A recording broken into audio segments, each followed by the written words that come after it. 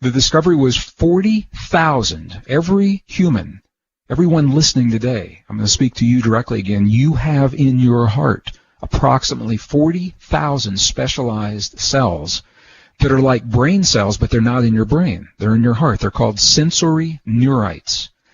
So they are brain-like cells in the heart. They are concentrated in such a degree that they actually call this the little brain in the heart. So what does this mean? This isn't a metaphor. And I was just in Europe, and many of the people there, they said, well, you know, this is a metaphor, right? You're using this as an analogy. And I'm saying, no, this is literal. These neurites in the heart, the little brain in the heart, they can learn independently from the neurons in our brain. They can think independently from the neurons in our brain. They can remember independently from the neurons in our brain, and they communicate with us separately from the neurons in our brain in a language that we may or may not recognize, because we are conditioned to see the world through our brain. And if we're lucky, at some point in our adult lives, we get to connect with our hearts. So we have now access to these sensory neurites. We can work with the brain independently of our heart, and I think most of us know how to do that very well. We can work with the heart independently of the brain. Scientists say it's all about the brain, forget about the heart. And I've been around a lot of my friends who say it's all about the heart, forget about the brain. They actually chastise the brain, you know, the left brain is this bad thing. But here's what the science is showing us.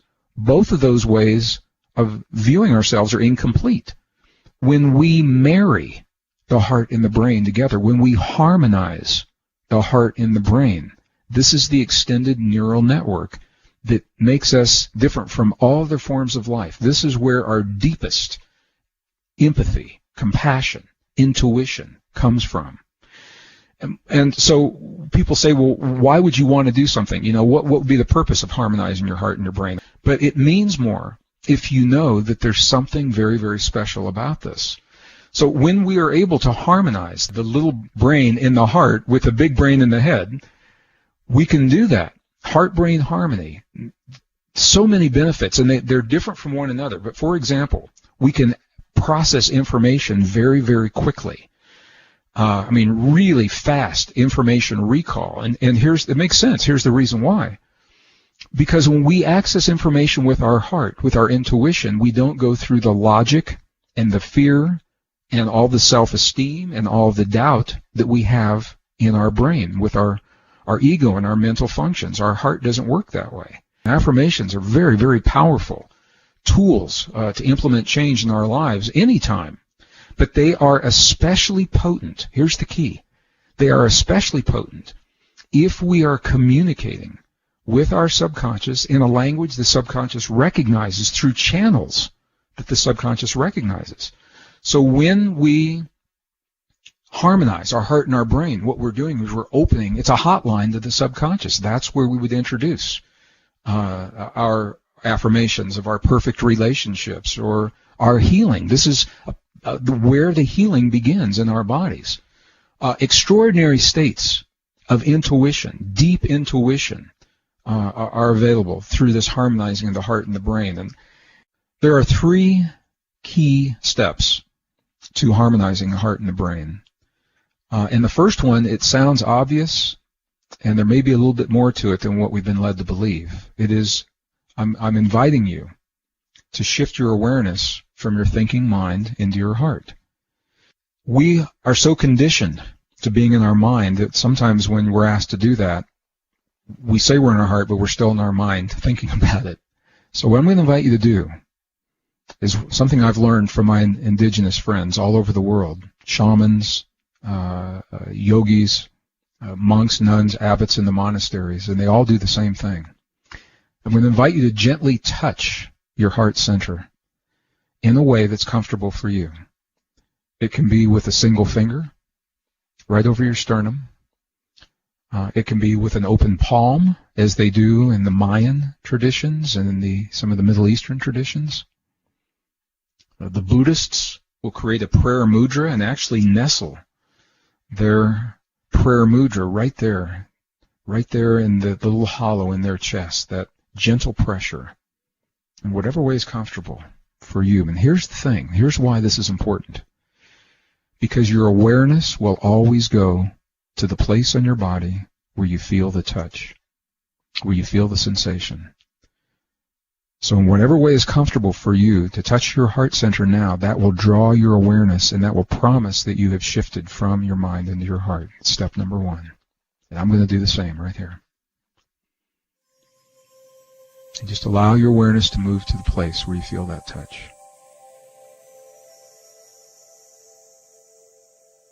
And step number two is I'm going to invite you now, I'm going to invite you to slow your breathing just a little bit, to maybe 5 seconds on the inhale or 5 seconds on the out breath, the exhale, or whatever is comfortable for you. And here's why this is important.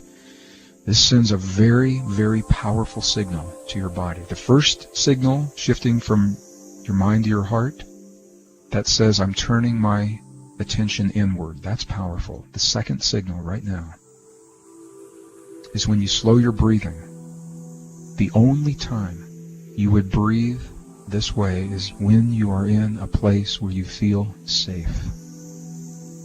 So you're telling your body, right now, I am in a place that's safe. And that frees your body to let go of the stress hormones and the feelings of stress.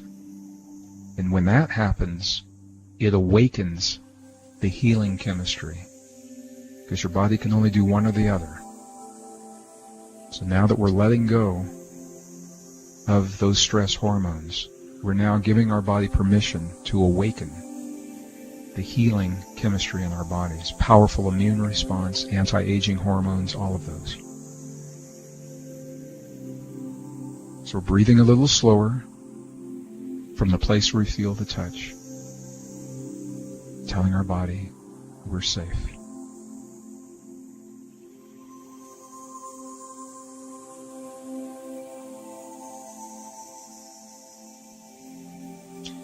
All right, the third step, this is very, very key, this is very powerful, very potent, is about feeling. And I'm going to invite you now to create a feeling in your heart where you feel the touch, where you're breathing. To the best of your ability, if you can feel one or some combination of the following 4 feelings: care for anything or anyone, appreciation for anything or anyone, gratitude or compassion. Care, appreciation, gratitude, compassion. And what the researchers have found is that these 4 key words will trigger the experience between our heart and our brain to create that coherence, 0.1 hertz. To the best of your ability, feel those feelings as you breathe from your heart center in the place where you feel the touch. I'm going to give you just a moment to do that. I'm doing the same right here.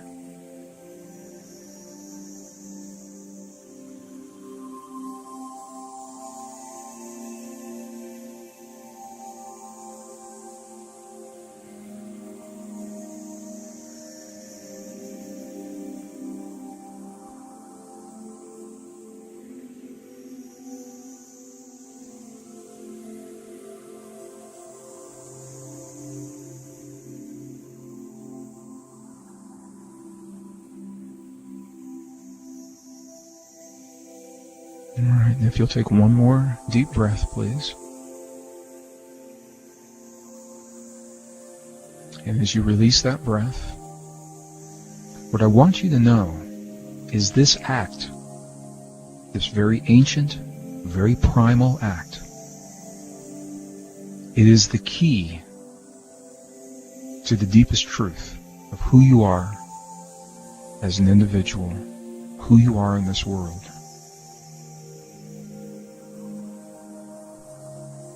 This is where the super learning comes from, or when you're working to solve or create something new, a new painting, a new piece of music, to write a book, to create poetry, something new. It comes from this deep space. This is the process that gives you resilience to a changing world and allows you to embrace change in a really healthy way.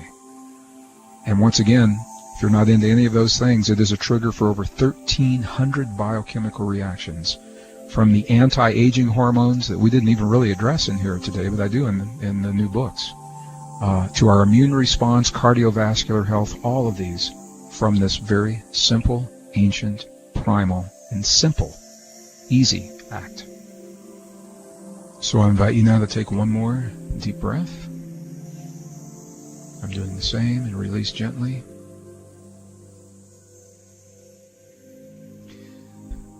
So you're shifting your awareness from the act of harmonizing your heart and your brain. But I want you to know that the cascade of biochemical connections that you have initiated, it doesn't end when you open your eyes. It doesn't end when you take that deep breath. They will continue. And what the laboratory studies have shown, again, is that they will last at least 6 hours. The immune response in your mouth, the SIGA immune response, most powerful, first line of defense in our immune system, is kicked into overdrive from doing this right now. It lasts over 6 hours. And all you did was to have a feeling and to breathe in the most natural way. And I've had people say to me, Greg, it can't be that simple. And I say, I believe it is precisely this simple, because we live in a world that is simple until we make it complex. Nature is simple. Science is simple. Until we use big words and a lot of equations to describe that world. But it all comes down to you and me, Earth and God. And that relationship has to be a simple relationship.